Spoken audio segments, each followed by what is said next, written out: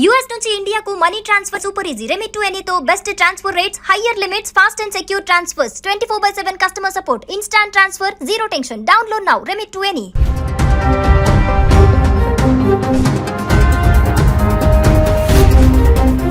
Hi hello నమస్తే, welcome back to Suman TV. Present మనతో పాటు ఉన్నారు chairman of national security studies UGC center for human security studies founder and executive director Kanneganti Ramesh Babu గారు. నమస్తే sir. Madam. Naveen గారు, it's pleasure again getting back to you. Trump తీసుకునే నిర్ణయాలతోటి మనం already చేస్తానే ఉన్నాం వీడియోస్. ఎప్పుడైతే ట్రంప్ అధికారంలోకి వచ్చాడో అప్పటి నుంచి ఇప్పటి వరకు కూడా సో మెనీ డెసిషన్స్ అన్నమాట. దానివల్ల మన ఇండియన్ స్టూడెంట్సే కానీ ఫర్దర్ గా చాలా మంది విద్యార్థులు ఇబ్బంది పడుతున్నారు. అంటే ఈ రోజు మళ్ళీ మిమ్మల్ని పిలవడానికి కారణం ఏంటంటే, ఎంతో మంది అమెరికా వెళ్ళి చదువుకోవాలి, అక్కడ సెటిల్ అవ్వాలనుకునే వాళ్ళందరికీ కూడా ట్రంప్ అనేవారు షాక్ ఇస్తూనే ఉన్నాడు. అంటే ఇప్పుడు కొత్తగా 30 కంట్రీస్ కి ట్రావెల్ బ్యాన్ విధించబోతున్నాడు. సో ఎందుకు అంటారు ఇలా? ముఖ్యంగా డొనాల్డ్ ట్రంప్ 2025 జనవరిలో ప్రమాణ స్వీకారం చేసిన తర్వాత రెండోసారి అమెరికా అధ్యక్షుడిగా గత 12 నెలల్లో ప్రపంచవ్యాప్తంగా పెను మార్పులు సంభవించినాయి. అవి ఎంతవరకు అమెరికాకి లాభం చేకూర్చుని, లేదా ఎంతవరకు అమెరికా యొక్క మిత్ర దేశాలకి శత్రు దేశాలకి లాభం కానీ నష్టం కానీ చేకూర్చుని డిఫరెంట్ డిబేట్ ఆల్ టుగెదర్. కానీ ట్రంప్ తీసుకునే నిర్ణయాలు ఏకపక్షంగా ఆయన దేశానికి మాత్రమే, అందుట్లో ఒక వర్గానికి మాత్రమే ఉపయోగపడే విధంగా ఆయన డెసిషన్స్ తీసుకుంటున్నాడు అనేది మనకి ఈ గత 12 ఏళ్లలో ఆయన తీసుకున్న డెసిషన్స్ ని ఎనాలిసిస్ చేసినప్పుడు, విశ్లేషణ చేసినప్పుడు అర్థమవుతుంది. సో ఇప్పుడు ఆయన చెప్పేది ఏంటంటే, నేను నా దేశానికి మేలు చేకూర్చే let's make America great again, MAGA MAGA, make America great again అనే నినాదంతో నేను అమెరికా అధ్యక్ష భవన్లో కూర్చున్నా. సో నేను ఇండియన్ స్టూడెంట్స్ గురించో, లేకపోతే కొరియన్ స్టూడెంట్స్ గురించో, జాపనీస్ స్టూడెంట్స్ గురించో, చైనీస్ స్టూడెంట్స్ గురించో వాళ్ళ యోగక్షేమాలు ఆలోచించాల్సిన అవసరం నాకు లేదు. మా అమెరికాకి ఏది లాభమో అదే మాకు మంచిది అనే విధంగా అతను మాట్లాడుతున్నాడు. సరే, అదే అతను మాట్లాడుతున్న విధానం. దాంట్లో నుంచి మన భారతీయ విద్యార్థులకి, విద్యార్థినులకి ఎంతవరకు ఉపయోగకరంగా ఉంటుంది. ముఖ్యంగా ప్రోగ్రామ్ చూస్తున్న మన తెలుగు వారు, మరి ముఖ్యంగా సగటు మధ్య తరగతి, దిగువ మధ్య తరగతి లేదా ఉన్నత కుటుంబాలు ఎవరైనా కానీ తల్లిదండ్రుల యొక్క సందేహాలు నివృత్తయ్యి వాళ్ళ పిల్లలు క్షేమంగా అమెరికాలో చదువుకొని అక్కడి నుంచి మంచి డిగ్రీ సంపాదించి మంచి ఎంప్లాయబిలిటీ స్కిల్స్ని గెయిన్ చేసి మంచి ఉద్యోగం కానీ లేదా మంచి పరిశ్రమ కానీ పెట్టాలనేది ఆలోచన. సో దాని ప్రకారంగా మీరు అడిగిన ప్రశ్న, ట్రంప్ ఈ విధంగా 30 కంట్రీస్ మీద ట్రావెల్ బ్యాన్ పెట్టబోతున్నారు. లాస్ట్ 3 months క్రితమే అతను ఒక ట్రావెల్ బ్యాన్ పెట్టాడు. Pakistan, Syria, Lebanon, Ethiopia, Sudan, Latin అమెరికాలో ఉన్న కొన్ని కంట్రీస్, చిలీ, పెరుగ్వే, ఇలాంటి కొన్ని కంట్రీస్, అర్జెంటైనా, ఇక్కడి నుంచి రాకూడదని ట్రావెల్ బ్యాన్ పెట్టాడు ఆయన. ఆఫ్రికాలో కొన్ని కంట్రీస్, ఏషియాలో కొన్ని కంట్రీస్, లాటిన్ అమెరికా అంటే సౌత్ అమెరికా అనమాట. సౌత్ అమెరికా, సెంట్రల్ అమెరికా, దాన్ని లాటిన్ అమెరికా అంటారు. లాటిన్ అమెరికా అంటే సెంట్రల్ అమెరికా, సౌత్ అమెరికా కలిపిన దేశము లాటిన్ అమెరికా. సో ఆ ప్రాంతంలో నుంచి స్టూడెంట్స్ రాకూడదు, లేదా వ్యాపారులు వచ్చినా కానీ ఈ కండిషన్స్ ఫుల్ఫిల్ అవ్వాలని పెట్టారు. ఎందుకు పెట్టారనేది మీరు అడిగిన ప్రశ్న. ఎందుకు అంటే, అమెరికాలో ముఖ్యంగా అమెరికాకి ఇప్పుడు పగ్గం చేపట్టి అమెరికా అధ్యక్ష పదవిని పరిపాలిస్తున్న డొనాల్డ్ ట్రంప్ రిపబ్లికన్ పార్టీ యొక్క అధిపతి. అంటే రిపబ్లికన్ పార్టీ యొక్క రిప్రజెంటేటివ్ కూడా, ప్రెసిడెంట్ అయ్యి అమెరికన్ వైట్ హౌస్లో కూర్చున్నారు. రిపబ్లికన్ పార్టీ యొక్క సిద్ధాంతం ఏంటంటే, బాగా డబ్బులున్న వాళ్ళు, conservative, traditional, rich and then pro America, ఈ భావాలు కలిగిన వాళ్ళు మాత్రమే రిపబ్లికన్ పార్టీలో ఉంటారు. ఆ రిపబ్లికన్ పార్టీలో ఒకడైన డొనాల్డ్ ట్రంప్ ప్రెసిడెంట్గా ఉన్నాడు కాబట్టి ఆయన యొక్క ఆలోచన విధానం కూడా పార్టీ ఆలోచన విధానానికి దగ్గరగా ఉంటుంది. అంటే డబ్బులున్న వాళ్ళు మాత్రమే అమెరికా రావాలి, ఇక్కడికి వచ్చి డబ్బులు సంపాదించి మీ ఇంటికి పంపిద్దాం అనుకుంటున్నావు, అది కరెక్ట్ కాదు.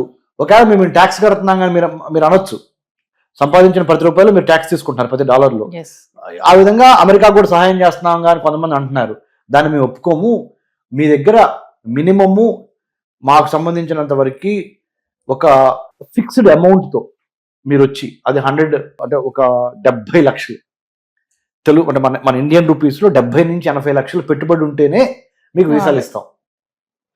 ఆ డబ్బు అంత ఉంటేనే మీ చేతిలో మీకు వీసాలు ఇస్తాం, లేకపోతే మాకు వద్దు. ఇంకోటి ఏంటంటే, మీరు దొంగతనంగా దొంగ అకౌంట్లు చూపించి, చార్టెడ్ అకౌంటెంట్ని మేనేజ్ చేసి, లేని డబ్బులు కూడా ఉన్నట్టుగా చూపించి, F1 స్టూడెంట్ వీసా తీసుకొని అమెరికాలో ప్రవేశించి క్లాసెస్కి తక్కువ అటెండ్ అయ్యి ఎక్కువ పార్ట్ టైం జాబులకు అటెండ్ అయ్యి ఇలాంటివి మీకు చల్లవు. ఇది 2వ పాయింట్.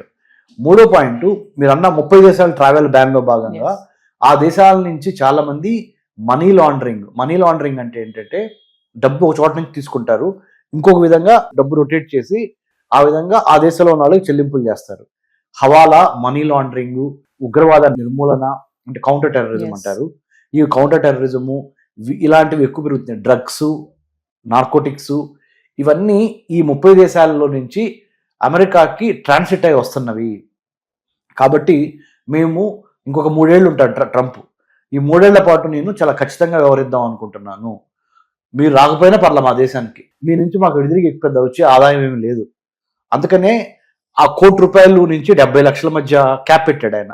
మీ దగ్గర ₹1 కోటి నుంచి 70 లక్షల మధ్య ఉంటేనే మా అమెరికా భూభాగంలోకి అడుగుపెట్టండి. సో ఈ 30 కంట్రీస్ ట్రావెల్ బ్యాన్ విధించడానికి కారణం ఏంటంటే narcotics, drugs, money laundering, hawala and మిగతా నేర ప్రవృత్తి ఉన్న సిటిజన్స్ మా దేశంలోకి రావద్దు. అది మెయిన్ ఉద్దేశం.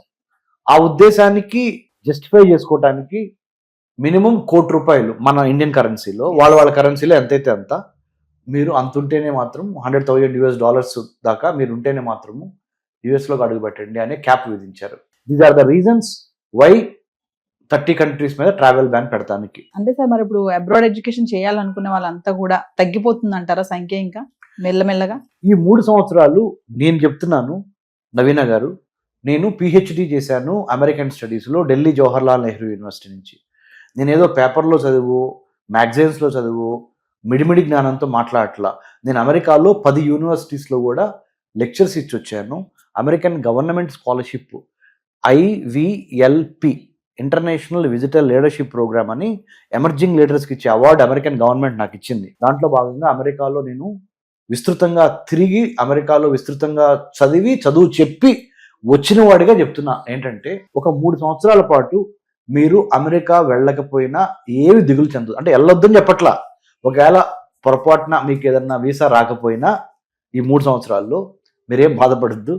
This is not a right kind of time. Even the political, మీ తప్పులేదు, స్టూడెంట్స్ తప్పులేదు, పేరెంట్స్ తప్పులేదు, మన ఇంటెన్షన్స్ కరెక్ట్గానే ఉన్నాయి. కానీ అక్కడున్న అమెరికన్ ప్రెసిడెంట్ డబ్బు అనే ప్రాతిపదిక నెంబర్ 1, నెంబర్ 2 వివక్షత అనేది కూడా వాళ్ళ పాలసీలో క్లియర్ కనపడుతుంది. సో మనము గౌరవం లేని చోటకి వెళ్ళి అగౌరవపడే కన్నా ఒక్క 3 సంవత్సరాలు ఓపిక పట్టండి. ఈ లోపల ఇక్కడ మీరు ఆ టైం వేస్ట్ చేయొద్దు. బీటెక్ అయిపోయింది, లేకపోతే బీకామ్ అయిపోయింది, లేకపోతే బీఫార్మసీ అయిపోయింది, బీఆర్క్ అయిపోయింది. ఇక్కడ మీరు ఒక 2 ఇయర్స్ ఈ లోపల మాస్టర్స్ చేయండి, లేదా ఒక 2 ఇయర్స్ ఇక్కడ ఇండస్ట్రీ ఎక్స్పీరియన్స్ కోసం ఉద్యోగం చేయండి, అప్పుడు అమెరికా వెళ్ళండి.